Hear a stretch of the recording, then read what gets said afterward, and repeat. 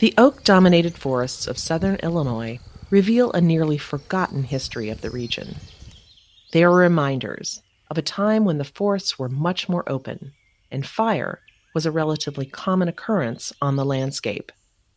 You see, oaks are specially adapted to handle fire, and indeed need fire to persist on the landscape.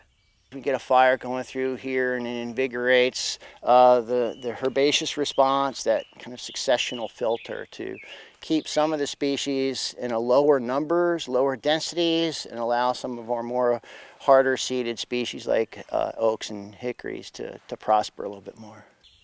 And although big oak trees are still common in southern Illinois forests, they are reaching the end of their lifespans. And there are almost no younger oak trees to take their place. In the absence of fire for the last roughly 100 years, the forest canopy is closed in, and there's not enough light reaching the forest floor. This slow darkening of the forest is favoring the growth of shade-tolerant tree species, like beech and maple, and preventing oaks from regenerating. And basically, they're being choked out. They're gasping for air. They're gasping for light.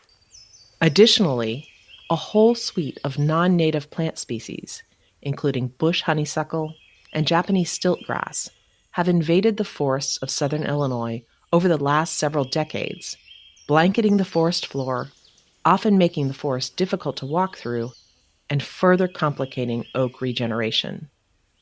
This slow conversion from predominantly oak forests to predominantly beech maple forests full of invasive species is almost invisible to most folks. But the birds and the squirrels and wildflowers and all the other plants and animals that depend on healthy oak forests are being significantly impacted. And if you are a landowner, your ability to harvest oak from your woodland is going to come to a screeching halt sooner than later if you don't start managing for oaks. While Smokey the Bear did a good job of giving forest fires a bad name, the reality is that controlled fires are actually very good for the forest. Our conservation efforts in southern Illinois, specific to oak ecosystems, are guided by the best available science. That suggests that if we reintroduce beneficial disturbance, we'll begin to move towards a version of the forest that we know existed historically. Prescribed or controlled burns, as they are also called, are an important tool in the forest management toolbox. You might have seen one of these on public land or maybe a neighbor's property. Prescribed burns in oak forests are thoroughly planned out and professionally supervised fires, set intentionally with the goal of helping to open up the forest again. Burn seasons in southern Illinois are mostly in the fall and spring months, when much of the plant and animal life in the forest is either dormant, hibernating, or has migrated south.